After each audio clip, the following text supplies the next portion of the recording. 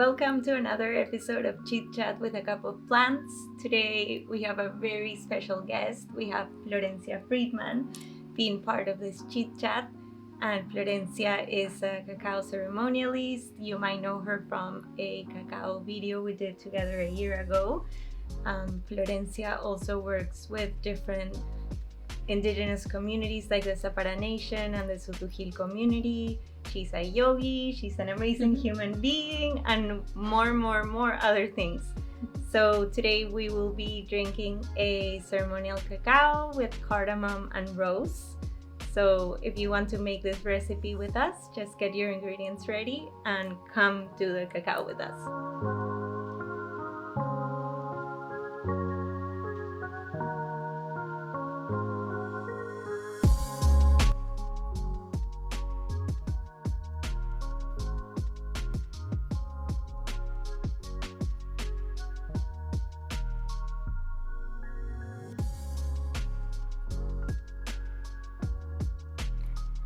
Today we will be working with rose powder, cardamom, and ceremonial grade cacao. We will be working with approximately 28 grams of ceremonial grade cacao per person.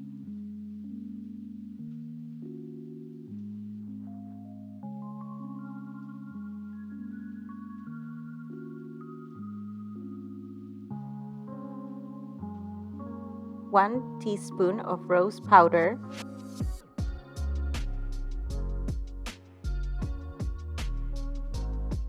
a quarter teaspoon of cardamom, add hot water,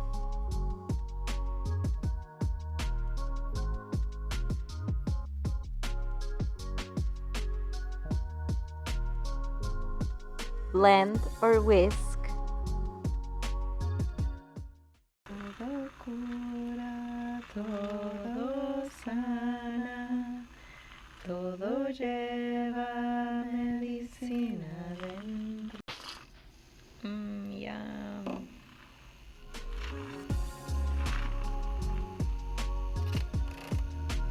Pour into your favorite cup.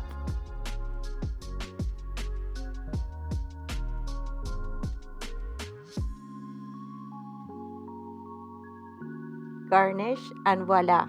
Our ceremonial grade cacao with rose and cardamom is ready.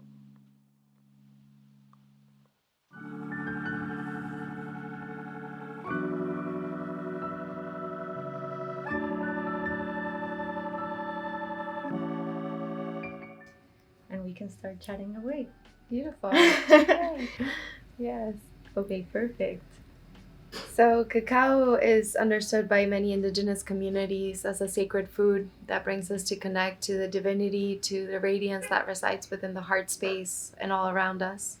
And they also understand the universal language of earth, water, fire, air.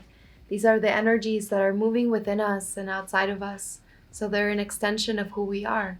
And the moment that we begin honoring and respecting these energies, we can continue to honor and respect our own being, our own essence. So we give thanks to the heart of the sky. Le damos gracias al corazón del cielo. Bringing our cups down below, we give thanks to the heart of the earth. Le damos gracias al corazón de la tierra. Bringing our awareness to the essence of the water, we give thanks to the heart of the water. Le damos gracias al corazón del agua. Bringing our awareness to the essence of the fire, we give thanks to the heart of the fire. Le damos gracias al corazón del fuego. Towards the center, we give thanks to all four winds that we breathe. Le damos gracias a los cuatro vientos que respiramos. Bringing the cup of cacao to the heart space, we give thanks to the light within. Le damos gracias a nuestra luz interior. Thank you. Dios, my Dios. Thank you, Flo. Thank you.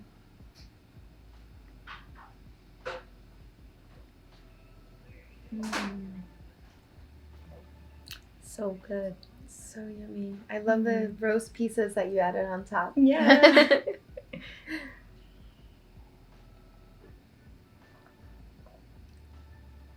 So I know that a lot of you have heard me talk about cacao before and how this is one of the plant allies that really opened me to realize how plants are not just something that we get benefit from, but it's actually a relationship. They can become our allies. They just have so much knowledge, and while working with them and sitting down with them in not like a hurry up version and doing a lot of things, but actually giving ourselves time and space to connect with the plants, it's so beautiful how they can begin to share their knowledge with us in so many different ways. And it just reminds me a lot of all the communications that happen not in a spoken language, but rather in other ways, like maybe through our dreams, or awakening our intuition, or maybe during meditation. And that is why cacao has become such a special plant for me and for a lot of people around the world. And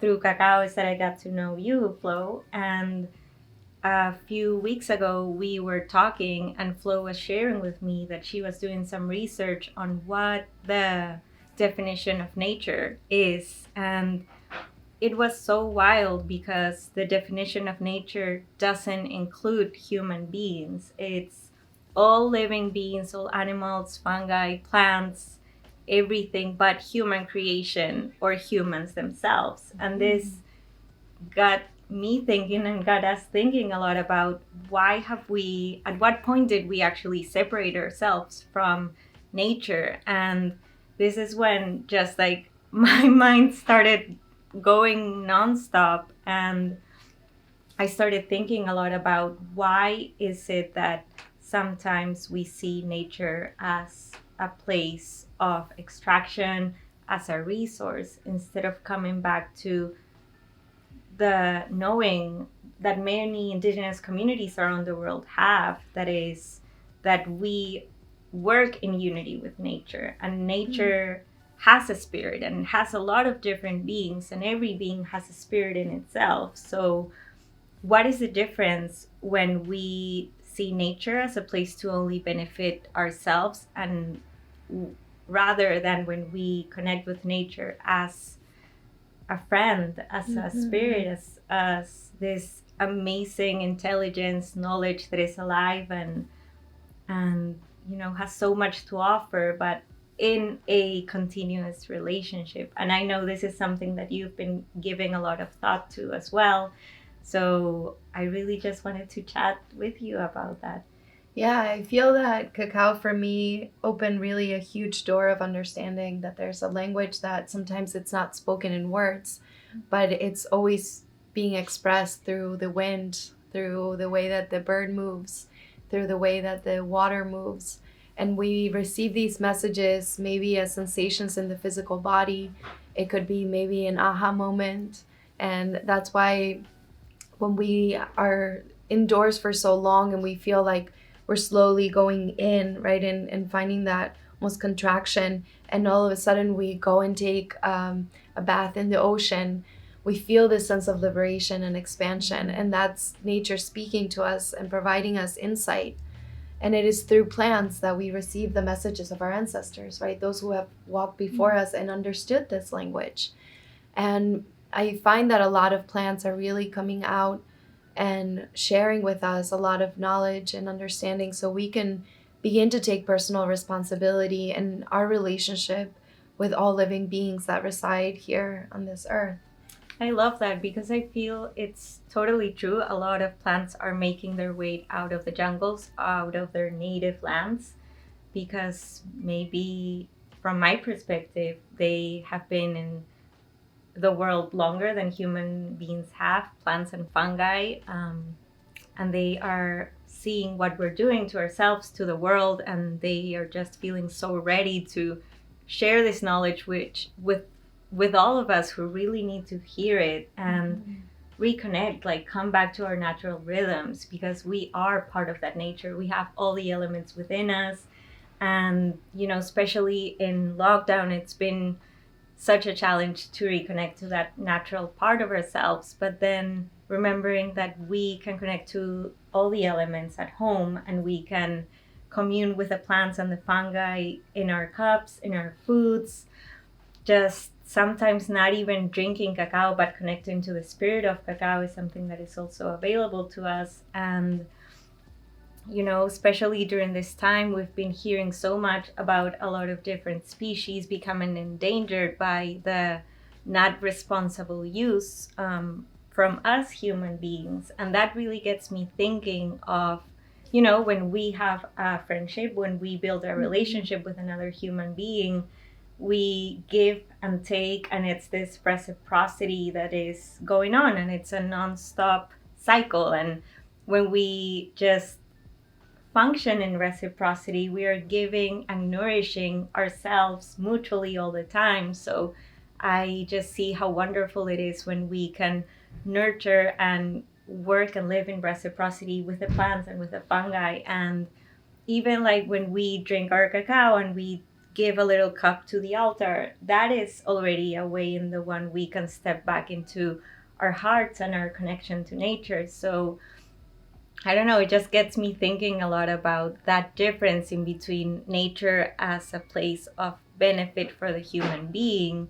That, of course, at the end of the day, if we're only taking, nature will be depleted, and there's no more water in the fountain. There's no more to keep on growing and nourishing. But when we take from nature with respect and we give back and we bring this reciprocal relationship, it's just wonderful, all the magic that can happen in that way. Yeah, I agree 100%. If we think about an intimate relationship that we have, like you're saying, with a friend or a lover, if they are always giving and we're not showing up in our own way to be able to provide for them, it's going to reach a point where the relationship has no more weaving, right? And the other being is going to have to need that nourishment from somewhere else. Yeah. And I find that, chocolate has been around for thousands of years, and for hundreds of years it has been used as a commodity. But now the spirit of cacao is really coming out and beginning to share the wisdom that she carries and the reasons of why she's showing up. And it's in this same way that I feel like a lot of plants are beginning to speak to us, and it's a little bit weird at first, Yeah. For me, like, I didn't grow up understanding that plants carry a spirit. Yeah, me neither. So when I heard this language, it was just like, what are you talking about? How is like a plant able to speak? And then you begin finding the sensations in your body and getting to understand the way that you speak to yourself, right? Beyond just words. Yeah. And then you begin to understand the environment that you're around is also communicating with you. And the plants begin to share messages with you. And that's how the relationship begins to build. And this perception of seeing everything as, commodity, as something that is just a resource, is taking away from the existence. Exactly.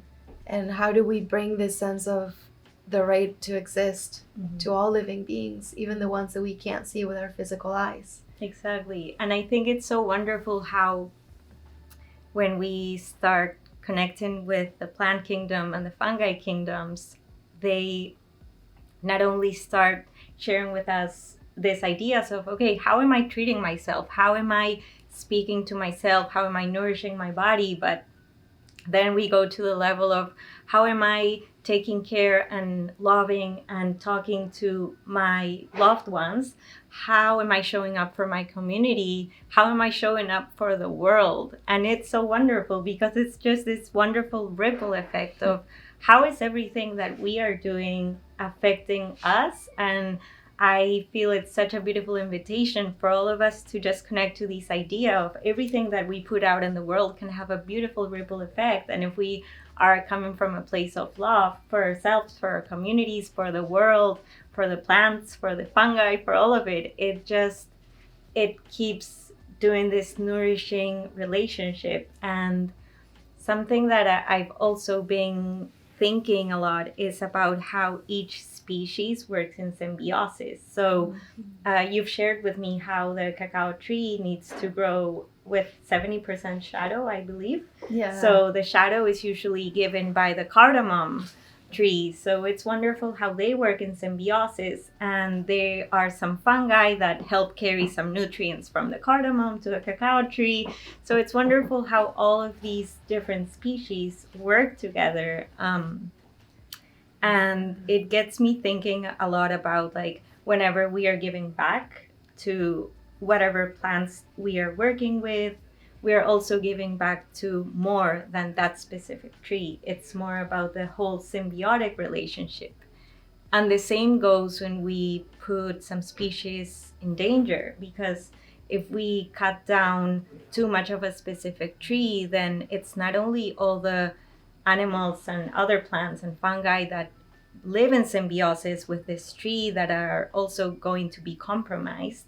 But what you were sharing, what about not only the physical beings, but what about the spirits? What about the all the other beings that maybe we cannot see with our physical eyes? How is this affecting, of course, the present and the future, but is this also affecting our ancestors and their beliefs and what they cared for? So it's so wild how we can actually make a change by just coming from a place of love and acting from a place of love.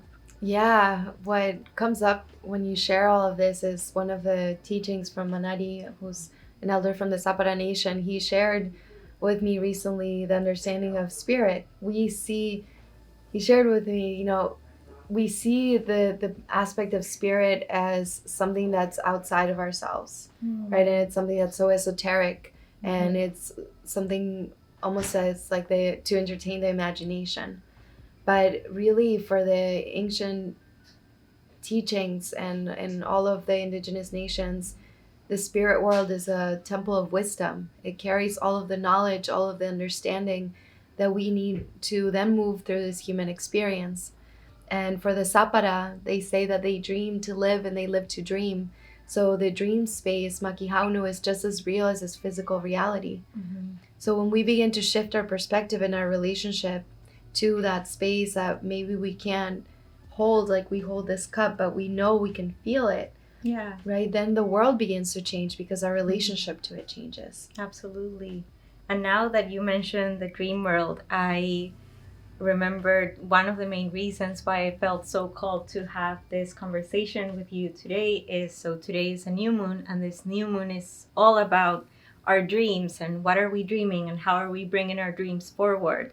And of course, every new moon is seen as this fresh start, as a new opportunity for all of us to start building something new. And I feel that for me, this new moon's intention is to bring forth the dream of living in a world where we live in unity with Mother Nature. And I know this might sound like very naive, but at the same time, it's what we need. It's that nature is screaming to us in so many ways that it's time, and it's been time for humans to come back to our natural rhythms and to start working in unity with it again, because nature is just there waiting. And something that I've also been thinking a lot is nature doesn't need our help to thrive. Nature is such a powerful thing, and if we don't catch up and start living in symbiosis with it again, we are the ones that won't be here in a few years. And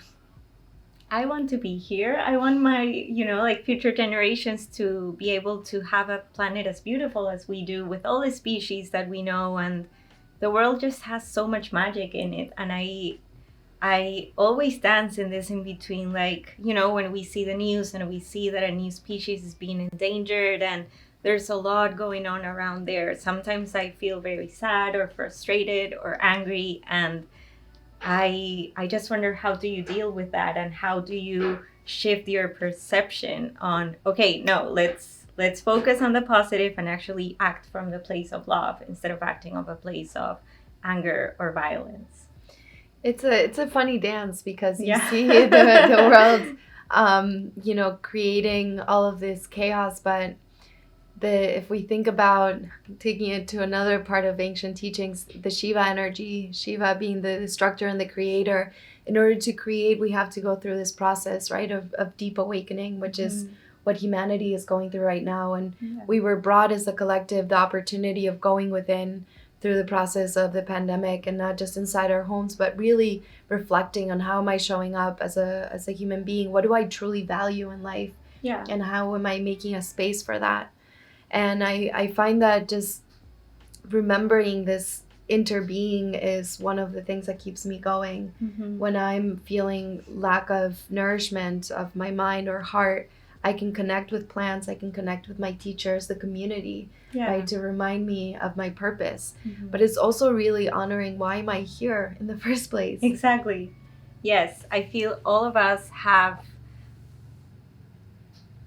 I don't even know if it's called a mission, but we are all here for something. We are flying in a rock in space, and there's seeds that make all these different plants, and they all work in symbiosis, and we are part of that dance. So it's so wild how, whose dream is this? You know, like, how does how did these even begin? Like, where is it going? Is it going anywhere? I feel that the main objective of being alive is to live in unity with love and live in unity with our hearts. And I feel that whenever I come from that frequency, everything just flows. And this is not only something like in my mind, but also in every action that we take. Like, if we see that a lot of species are being endangered, I was wondering, would you like to share about the Balsa Tree? Yeah. I would love to, but is that cool with you? Yeah, absolutely. Awesome. Thank you for bringing this up.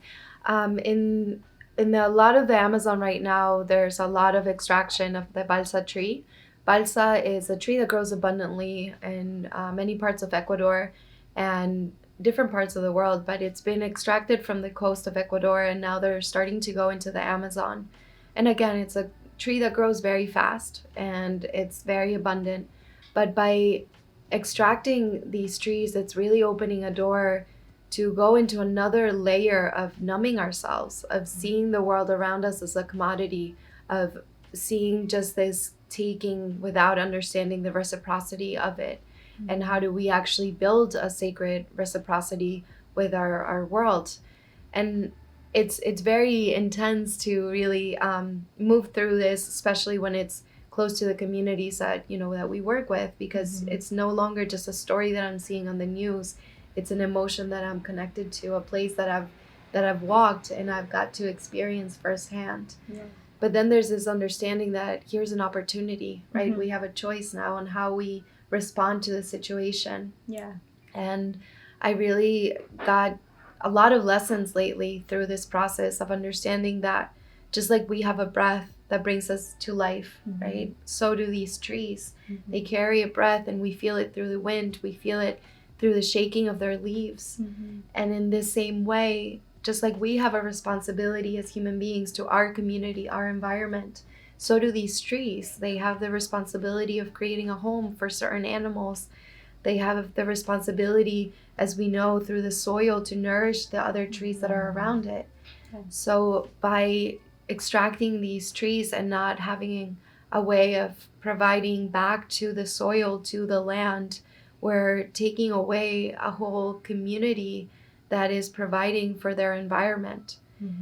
And this tree, Balsa, as it grows very fast, it also carries a very light energy. And this lightness is providing their environment to flow with the spirit of the air, the wind, the breath.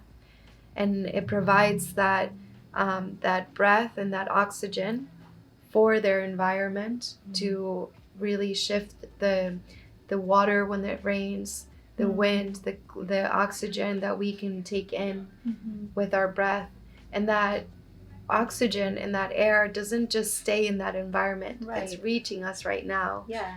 And so it's important to understand that even though it may be very far away from us, it's still connected to the air that we breathe and brings us life. It's that ripple effect that we were sharing about, like how whenever we live a life in reciprocity and in respect with our community, that is not only our human community, but our plant and our fungi and all of the land's community. And it just, this ripple effect really reaches something that might seem very far away, but like 10-20 years ago, we didn't realize, when we were using a lot of plastic, how this was reaching the landfills because we were not seeing it with our physical eyes.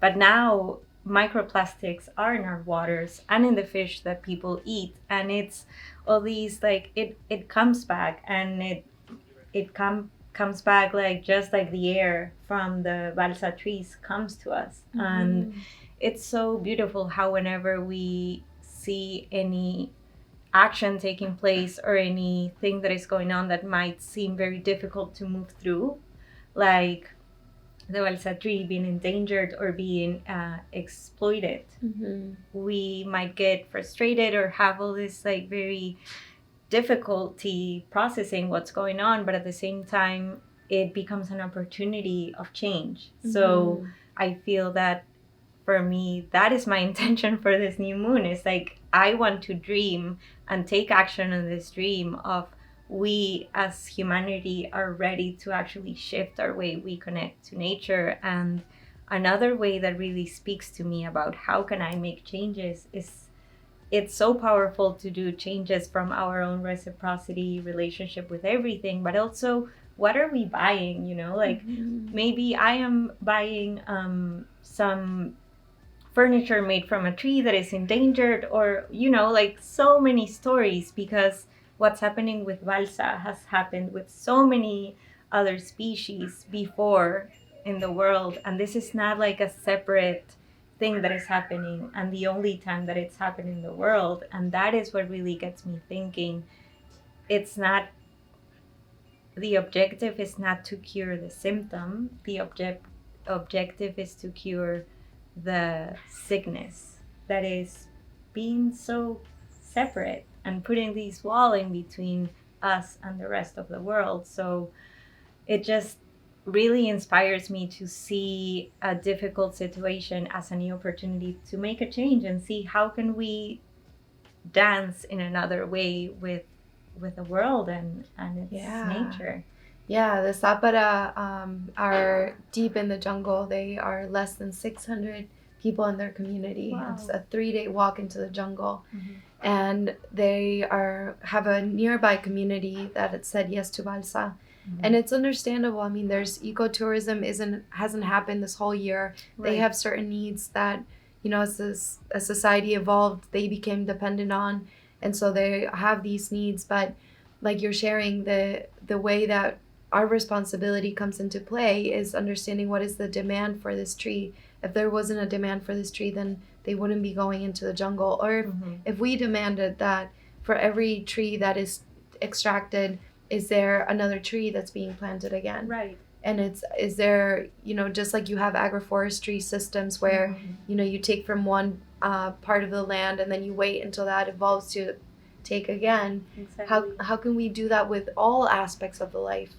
And I'm very proud of the Sapara Nation for really honoring their voice right now and saying, we're saying no to balsa extraction, even though they're needing it, as a really powerful voice of getting us to understand this opportunity that humanity is being given in this time to say, wait a minute, where am I going with my choices?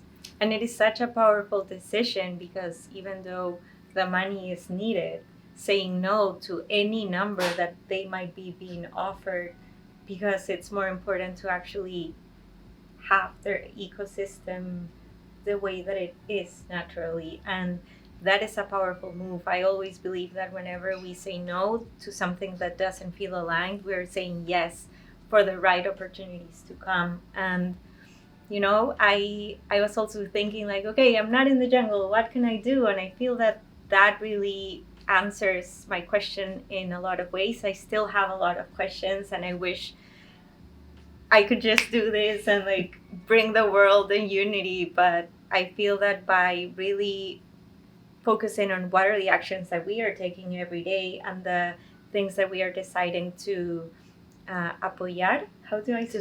To support, we are already making such a big change. And it is wild, even though we are so far away, we can really make a change from our everyday decisions. Even like, you know, us taking the time to sit down and talk today, and all of you taking the time to listen to what we have to say today. And I feel it's just wild and beautiful how we can really, by taking a moment and researching and speaking with our community about what's on our mind and how can we come back to our natural rhythms, it's already a big revolution that we're starting. And yeah, it's asking the questions. Yeah.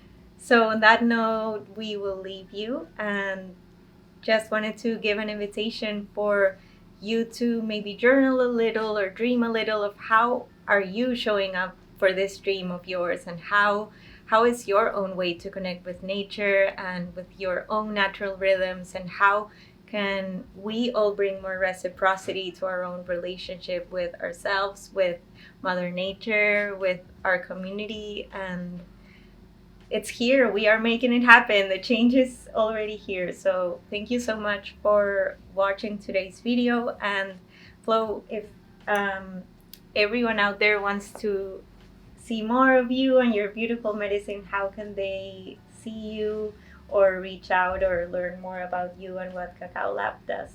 Well, we did an awesome video almost a year ago Yeah. together that is on your YouTube channel. Yeah. And also you can find us through cacaolaboratory.com. We have a beautiful community that gathers and shares more about these kind of conversations. Yeah. Which is also on our website, and you can find us on Instagram on Cacao Laboratory.